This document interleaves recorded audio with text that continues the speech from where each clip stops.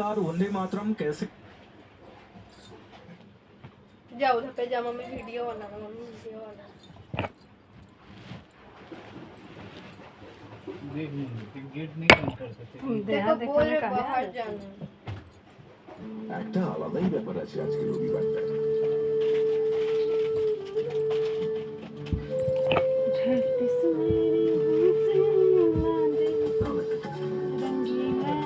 কারণ লিশিয়াসের মাংসের সাথে দিনটা হয়ে উঠেছে সুপারস্টার।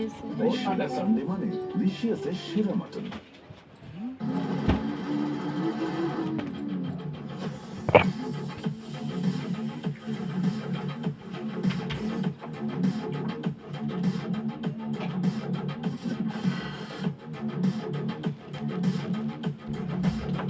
बंद करे अब video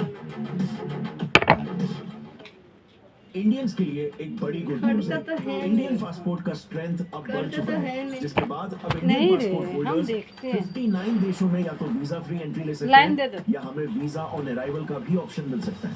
Oh my freaking god, this is so insanely beautiful.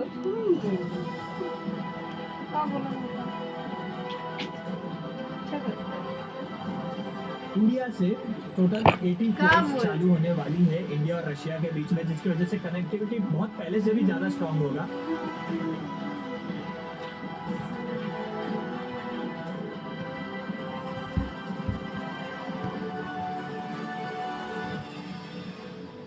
जुलाई 2025 को हेनली पासपोर्ट इंडेक्स रिलीज हुआ, जिसमें इंडियन पासपोर्ट ने एक हिस्टोरिक जंप लिया। हम एक साथ 8 रैंक्स ऊपर चढ़कर 85th से 77th पोजीशन पर आ गए। अब इसे मैं हिस्टोरिक क्यों कह रहा हूँ? क्योंकि आजादी के बाद के 78 सालों में इंडिया ने पहली दो बार वाला। इतना बड़ा लीप लिया है।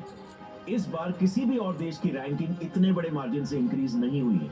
India has recorded the largest jump in ranking over the past 6 months, climbing 8 places from 85th to 77th.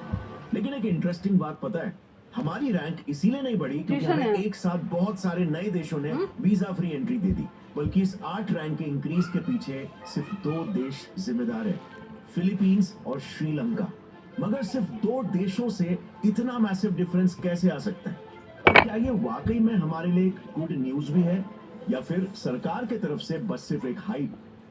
In rankings को रिलीज करने वाली कंपनी हेनली एंड पार्टनर्स का तो ये कहना है कि किसी भी पासपोर्ट की पावर उस कंट्री के इकोनॉमिक स्ट्रेंथ से डायरेक्टली कोरिलेट करती है। अब हम सभी को ये पता है कि इंडिया दुनिया की 5th लार्जेस्ट और one of the fastest growing economy है, फिर भी हमारी रैंक इतनी कम क्यों है भाई? जबकि सिंगापुर और साउथ कोरिया जैसी छोटी इकोनॉमीज जो हमसे रैंकिंग में काफी पीछे है, वो इंडिया से पासपोर्ट रैंकिंग में बहुत बेटर पोजीशन पर है। तो आखिर नेचुरली यहाँ पर एक भारतीय होने के नाते ये सवाल आपके दिमाग में आ रहा होगा कि पासपोर्ट रैंकिंग में एक्चुअल में कंसीडर क्या किया जाता है? So let's find out. सबसे पहले तो फिलहाल इंडिया का पासपोर्ट रैंक इंक्रीज होने के पीछे सिर्फ 2 देश ही जिम्मेदार नहीं है।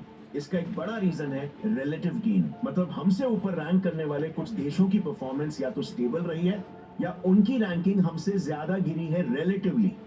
अब ये जंप इंडिया की इंटरनल पॉलिसी से ज्यादा दुनिया के बदलते हुए ग्लोबल मोबिलिटी पैटर्न्स का नतीजा है। यानी कि एक तरफ जहां पर इंडिया, चाइना और सऊदी अरेबिया जैसे देश अपने पासपोर्ट की स्ट्रेंथ को बढ़ा रहे हैं, वहीं पर दूसरे तरफ यूएस और यूके जैसे ट्रेडिशनल पावर हाउसेस अपने मारेंगे आप, इमिग्रेशन पिटाई होगा। पॉलिसीज को एवरी ईयर और ज्यादा स्ट्रिक्ट बना रहे हैं, जिस वजह से उनकी ग्लोबल पासपोर्ट रैंकिंग गिरते जा रही है। आप ही सोचो, 2014 में यूएस और यूके दोनों फर्स्ट रैंक पर थे, मगर आज 2025 में यूएसए गिरकर 10th रैंक पर आ चुका है और यूके 6th रैंक पर। अब इसका मतलब ये नहीं है कि यहाँ पर किसी को जाना नहीं है, इसका मतलब ये है कि ये लोग लोगों को ले नहीं रहे। सो एक पर्सपेक्टिव तो हमने देख लिया, अब चलो समझते हैं कि इकोनॉमी, जियोपॉलिटिकल इन्फ्लुएंस और इमिग्रेशन पॉलिसीज एग्जैक्टली कैसे एक देश के पासपोर्ट रैंकिंग को अफेक्ट करती है।